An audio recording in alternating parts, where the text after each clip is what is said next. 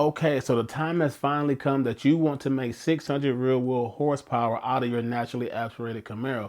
Well, in this video, I'm going to share with you everything that you need to make sure that you hit that goal. Now, if you're new to this channel, welcome. My name is Anthony. I go by Bluprint One LT. And if you're a following, long-time subscriber, you already know what time it is. You know what we do on this channel, and you know what type of information that you will get. So we're just going to dive straight into it. Not going to waste no time because you know time is of the essence. So with that being said, we're going to go ahead and dive into the very first things that you would need to make sure that you reach your 600 horsepower goal. And the very first thing would be is your intake manifold. Your intake manifold is most likely one of the biggest bottlenecks that you're going to run across on this platform. And if you do not change this, then well, you SOL, because you're not going to make as much power as you think you're going to make. Now, there's multiple different intake manifold options that you can go ahead and run with. You can go with the LT2, you can go with the MSD, or you can go with the highly high ram or any type of high ram setup. Now, this, I'm not going to really talk about it. I did make a video regarding the dyno testing of each one of these high rams, if you or each one of these manifold setups. If you're interested in that, y'all go ahead and check it up right here on this screen where I talked about the different type of manifolds, and it has been dyno tested. Now, outside the manifolds though, this is going to be your preference. It depends on whatever you want to do. So you can run either one of those three that I mentioned, and you is guaranteed to run close to 600 horsepower, or you're going to be right there, probably about like 10 or 5 horsepower shy, but guaranteed you're going to reach that for sure. The second thing that you're going to be needing if you want to hit your 600 rear wheel horsepower goal is E85. You gotta get the E85 flex fuel kit. No matter what kit you want to get, you can get the Lethal Garage, you can get the DSX. As long as you get an E85 kit on your Camaro, that is going to help you reach that 600 horsepower goal. Just to be honest, you're not going to hit that on pump gas. Sorry, you're not going to get that on pump gas unless you're going boosted. Now, if you want to hit 600 rear wheel horsepower on pump gas, then you might as well shut this video off and just go ahead and go to getting a Magnuson supercharger or go ahead and get a Pro charger. That's going to be your only two options if you want to hit that 600 rear wheel horsepower goal. But since you're here and you don't want to deal with any type of boost, you want to stay naturally aspirated and you want to stay reliable, then you're going to have to go with E85. That is going to be your best option for you, regardless of the fact. Now, the third thing you're going to need on your car as we just working down this engine bay is headers. You're definitely going to have to deal with headers because being naturally aspirated, everything helps the platform, everything helps the car, and you're going to need some headers. Headers are going to help the engine breathe, it's going to help with exhaust scavenging, and it's just going to be just one of those mods that's help the system all in general. So that's how you're going to look at it that way. Now, as I'm going down the list, not going to spend too much time on which headers to get and all of that. If you're interested on which headers to get or the headers that I've run, I have did a video up here on the best headers to buy or that you can buy. All depends on your budget because everybody has a budget. I can't say that enough. So everybody has a budget there. Now, the very next thing after we go on top of the list, after we talked about the intake manifold, we talked about the E85, we talked about headers, then the next thing I would say is the camshaft.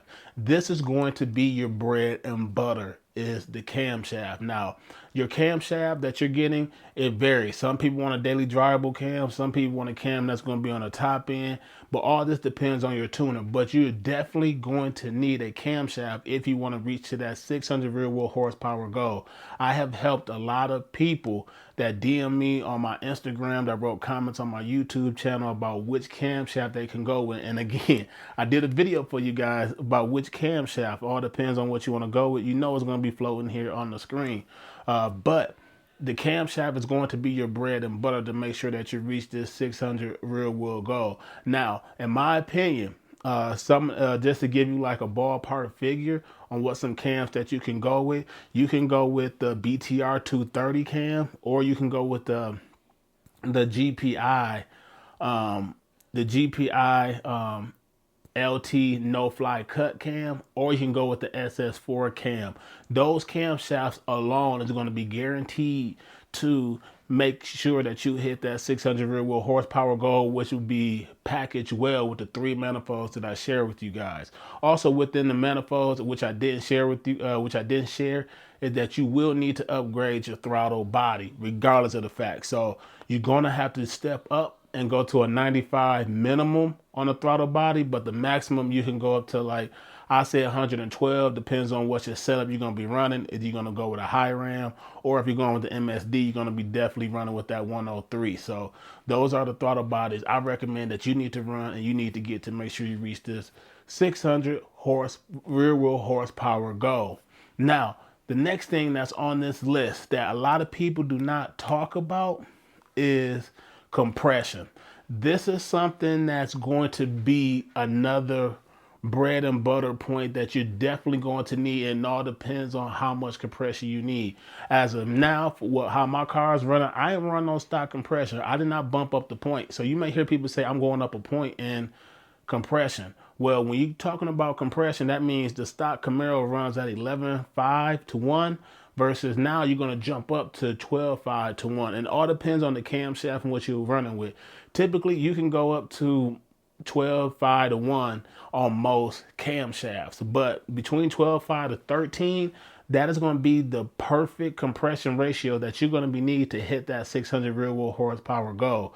My Camaro setup, I am not there at 12.5, but on my setup as I'm running, I'm at 11.5, which is the stock compression, and my car made 562 rear wheel horsepower. So, but I was thinking about drivability and I'm thinking about the traction I'm going to. So now as I'm going for my next stages, the very first thing I'm going to be doing is either bumping up my compression ratio or throwing in pistons and rods if I decide to go boost.